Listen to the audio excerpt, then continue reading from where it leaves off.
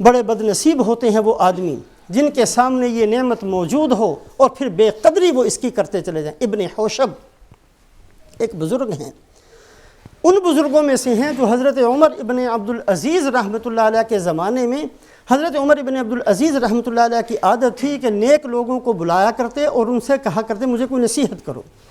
ابن حوشب بھی ان میں سے ہیں جن کو بلاتے اور ان سے نصیحت کی فرمائش کیا کرتے۔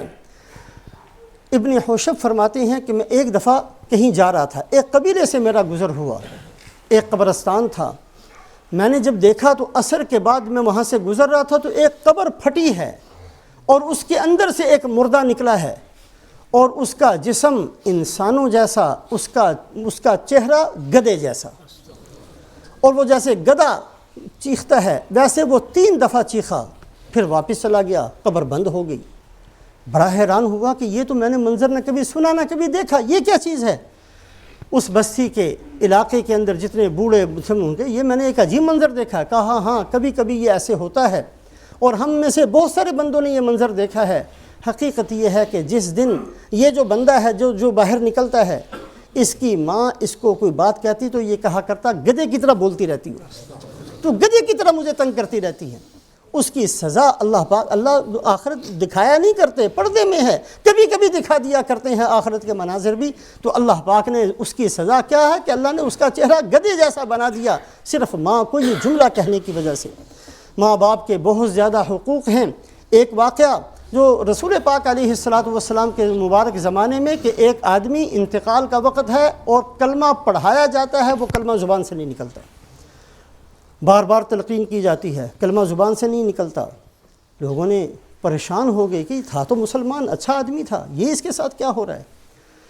آپ صلی اللہ علیہ وسلم کو بتایا گیا، آپ صلی اللہ علیہ وسلم نے فرمایا کہ مجھے لگتا یہ ہے کہ اس کی ماں اس سے ناراض ہے۔ ماں کو بلایا گیا کہ تم اس سے ناراض ہو؟ کہا ہاں میں اس سے ناراض ہوں۔ تو آپ صلی اللہ علیہ وسلم نے فرمایا کہ لکڑیاں اکٹھی کرو۔ لکڑیاں اکٹھی صحابہ نے کی، کہا آگ جلا کر اس میں ڈال دو، بعد میں بھی تو اس نے آگ میں جلنا ہے۔ ماں نے کہا نہیں یا رسول اللہ ایسا کام نہ کریں، ٹھیک ہے ناراض تھی لیکن ہے تو میرا بیٹا، میرا لخت جگر ہے، میں اس کو معاف کرتی ہوں۔ اس نے کہا میں معاف کرتی ہوں، فوراً اس کی زبان سے کلمہ نکل گیا۔ ماں باپ، جو آدمی ماں باپ کی عزت ادب احترام کرے گا اللہ اس کو دنیا کی وسعت اور فراخی نصیب فرمائیں گے، یہ اللہ کا وعدہ ہے۔ جو آدمی اپنے استاد کی قدر و قیمت کرے گا، اس کا عزت احترام کے ساتھ پیش آئے گا، اللہ اس کو علم دیں گے، یہ اللہ کا وعدہ ہے۔ جو آدمی علماء کی قدر کرے گا اللہ اس کی اولادوں کے اندر سے علماء کو پیدا کریں گے۔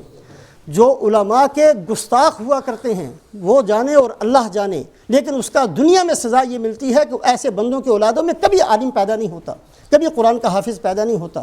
یہ گناہ ایسے ہوتے ہیں جس کے اثرات ہیں، نیکیاں ایسی ہیں جن کے اثرات ہیں۔ رمضان المبارک کے مبارک مہینے کے اندر ہم سب نے کوشش کرنی ہے اللہ ہماری آخرت بنا دیں، اللہ ہماری قبر بنا دیں، اللہ ہم سے راضی ہو جائیں، اللہ ہم سے جو ناراض ہم نے اللہ کو کیا ہے اللہ ہمیں معاف فرما دیں۔ ان سارے اعمال صالحہ کی کوشش کرنا، توبہ استغفار کا اہتمام کرنا، اللہ ہمیں عمل کی توفیق نصیب